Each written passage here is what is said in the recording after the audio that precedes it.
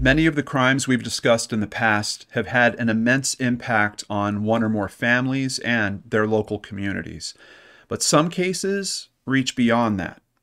Some cases, for better or for worse, have lasting ramifications that can affect an entire state, an entire country, or even the entire world.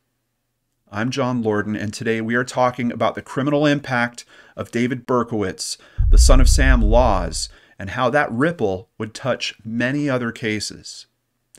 David Berkowitz is widely known as the serial killer that terrorized New York City from July of 1976 until his arrest 1 year later. By then, he had gunned down 13 people, killing 6 while wounding 7, and also terrorizing countless others. If you're not familiar with this case, please check our Son of Sam episode of Seriously Mysterious. I'll have a link in the description box below. Berkowitz himself stated that he had been the triggerman in each of the shootings, and when asked what his intentions were, he evenly answered, to kill them. Before the trial was completed, even though it was clear that Berkowitz would be found guilty, it was suspected that the serial murderer had received monetary offers for the rights to his story. Could you imagine the further pain these families would have to endure knowing that the person responsible for their loss was going to be paid to retell their horrible crimes? Thankfully, many others were just as appalled, but there was also an ethical question about free speech. A book on this case was certainly going to be written, and being in prison doesn't deny Berkowitz from contact with the outside world. He still had his First Amendment rights to free speech, and someone was certainly going to pay him to talk.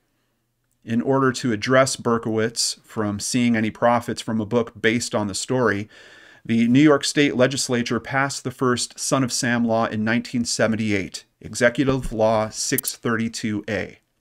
40 of the 50 U.S. states would wind up adopting similar laws.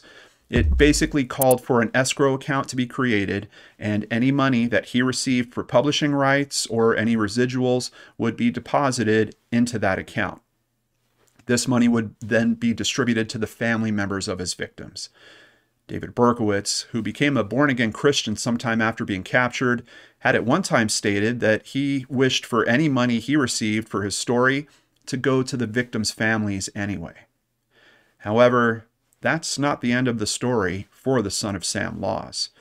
In 1987, the publishing company Simon & Schuster went to court over this law, claiming that it violated the First Amendment. They were attempting to publish mob figure Henry Hill's story, Wise Guy, Life in a Mafia Family, written by Nicholas Pileggi.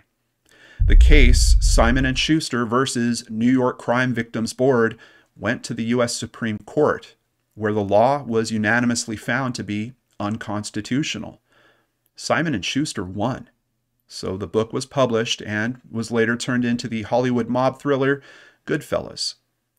The Supreme Court noted that New York's Son of Sam law was too broad and administered sporadically, but they did sympathize with the attempt to compensate victims. They further stated that the law could have potentially been applied to already published works, like the autobiography of Malcolm X, written by Alex Haley and Malcolm X, and Civil Disobedience by Henry Thoreau. New York's law was so broad, it could have been used against people that had been arrested for misdemeanors, such as participating in protests, and even those that had admitted to crimes for which they have never been prosecuted. That would still not be the end of the Son of Sam law's story, however. The 40 states that had adopted such laws kept them on the books, but attempted to enforce them only in certain specific occasions to avoid those First Amendment violations. Some iterations, as in the case of the state of California's version, have been updated and expressly focus on the denial of profits to the convicted felon if their criminal activities are the main topic of a book or film. If a felon's crimes are mentioned in passing within a book or a film, then the law doesn't apply. In 2001, the state of New York reworked their law and expanded it with a few twists. First, It now created a mechanism that would help allow family members of victims to be informed if a payment of $10,000 or more was made to the convicted criminal for their story. And it also extended the statute of limitations for those families to file civil suits to 3 years beyond the discovery of those profits. The family does have to file those suits while the criminal is still serving time or on probation or some other form of state-run post-release supervision, though. This law has been used in other interesting ways to help protect these families. In an example of using a Son of Sam law as a preemptive strike, Stanley Miller of Milwaukee filed a lawsuit to attempt to prevent Jeffrey Dahmer from selling his story. Miller, who was 24 years old in 1991 when the suit was filed, was the uncle of Dahmer victim Ernest Miller. He told the press at the time, "We want to be assured that Dahmer is not going to profit from his crimes. Our feeling was that it should be the families who get that money." In 2000, Janet A. Napolitano, the Attorney General for the state of Arizona, attempted to apply that state's Son of Sam law against Salvatore "Sammy the Bull" Gravano when the former mobster tried to publish his autobiography. In that case, it was the opinion of the court that even though Arizona had revised its Son of Sam law after the 1987 Supreme Court decision, the revised law was still in violation of the First Amendment. In 2002, Frank Sinatra Jr. learned that one of the men that had kidnapped him back in 1963, Barry Keenan, had served his time in prison and had been contacted by the newspaper New Times Los Angeles. He was interviewed by them and had published his story about how the crime unfolded. Later, the newspaper and their interviewer, Peter Gilstrap, sold the film rights to the story. Frank Sinatra Jr. took the New Times Los Angeles, Gilstrap, and Keenan to court. After much back and forth over the possible violations of the First Amendment, Sinatra won the case. However, the film, Stealing Sinatra, was still made and released in 2003 by Columbia Pictures, with another film on this case currently in production. And of course, one of the most famous cases of a family stopping profits for a story would be the case of O.J. Simpson. He was acquitted of murdering his estranged wife, Nicole Simpson, and her friend, Ron Goldman, back in 1994. However, he lost a wrongful death lawsuit won by the Goldman family in 1997. They were awarded $33 million, but Simpson had seemingly no ability to pay it. As the years have gone by, the Goldmans hold a lien on any money that OJ makes, but they've seen little payment. Publishing companies HarperCollins and Regan Books supposedly paid $600,000 for the rights to publish the O.J. Simpson book, If I Did It, ghostwritten by Pablo Fenjives. Public outcry led to the initial cancellation of the book's release, but the Goldmans were awarded the rights to the book. They then had it edited and retitled, If I Did It, Confessions of the Killer. On the cover, the word "if" is in a tiny font contained within the first letter of I Did It. The Goldmans received much negative publicity for this move. However, going forward with the book in this form was actually mandated by a bankruptcy court in an effort to pay off at least some of Simpson's debts. A case you might not be as familiar with is Leatrice Brewer of Long Island, New York. She slashed the throat of her daughter before drowning her and then drowned her 2 sons. Brewer was suffering from severe depression and stated that she had killed her children in order to save them from the effects of voodoo. She was found not guilty in 2008 and was committed to a psychiatric hospital. The 2 fathers of her children filed wrongful death lawsuits against New York State Child Protective Services, who had been monitoring Leatrice for instances of child abuse. Going back as far as 2003, social workers had received complaints that Leatrice was abusing her children. She was also known to disappear on drug binges for as much as a week at a time, leaving her 6-year-old daughter in charge of her 5-year-old and 1-year-old younger brothers. The fathers of Leatrice's children were awarded $350,000 for Child Protective Services, failing to protect their children. But in 2013, Leatrice Brewer's attorney put in a claim for all or part of that payout. The opposition put forth the idea that the son of Sam laws applied here, but in this case, we had a bit of a twist. It was argued that Leatrice was not convicted of a crime, but was mentally ill, so she was still eligible for part of that settlement.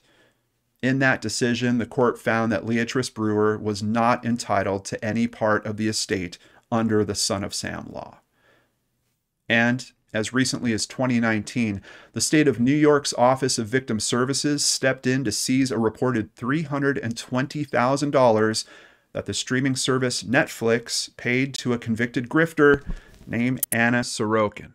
Sorokin posed as a wealthy heiress by the name of Anna Delvey and committed grand larceny multiple times. She was convicted of these crimes and was forced to pay restitution. She's still under a house arrest order, which she's serving from her New York City apartment. The money that was paid to Sorokin for the rights to the Netflix miniseries Inventing Anna was seized, and the victims of her crimes were contacted and invited to apply for their claims on that money. 2 banks did apply and recouped much of this payout, while the rest seemingly went to her lawyers. Sorokin currently records a podcast called The Anna Delvey Show, which continues to capitalize on her exploits. Whether or not the state of New York will apply the son of Sam law to her podcast's earnings has yet to be seen.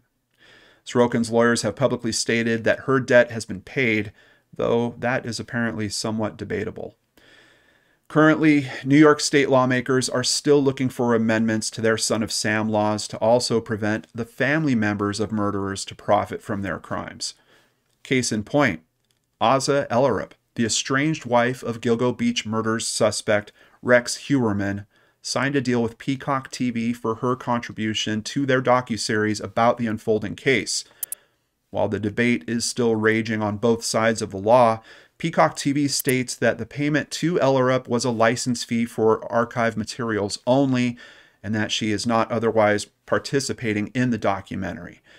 This statement seems suspect, as Ellerup was followed into a courtroom by a camera crew as they documented her attendance at Heuermann's trial. It's reported by News Nation that officials in New York are trying to broaden that son of Sam law to effectively block people like her from profiting being a family member of one of these criminals. Interestingly, these son of Sam laws can also apply in matters of national security, where the known criminals involved, be they spies or corrupt politicians, for example, cannot see any profit from a book or movie depicting their crime. In those cases, profits are forwarded to the U.S. Treasury Department. And that is the current criminal impact of the son of Sam laws, started due in large part to David Berkowitz. It's a story that still hasn't found its conclusion, a set of laws that will likely evolve further and keep expanding across the nation, even though the controversy still lingers. We will likely continue to see Team First Amendment in a tug-of-war with Team Crime Shouldn't Pay. Opponents of these laws citing that it's sometimes necessary to pay convicted criminals for their story, otherwise the details of the crime will never be made publicly known. Some law experts do also state that not only do these laws fly in the face of the First Amendment, son of Sam laws are rarely helpful, difficult to enforce, and actually do little to help the families of these victims. But on the other side of that conversation is a heavy, deep sense of compassion. Imagine how these families feel every time there's a new book or miniseries about Dahmer or OJ or Berkowitz. Their lost family members diluted to caricatures of a real person, a prop to push forward the story of a murderer, and then thinking that murderer just made thousands of dollars for telling someone how they hurt our family. It's also an unfortunate reality, but in some of these cases, these crimes are committed for money and attention. And now these criminals are being offered more of both after the fact. I personally think that the son of Sam laws are important and necessary, but also they're not perfect. They've been challenged and ruled against, usually due to the infringement of First Amendment rights, something I am also extremely passionate about. What I'm left to wonder is Does freedom of speech necessarily include monetization of that speech? I get that we all have a right to tell our stories, but in these cases, the victims are also part of that story.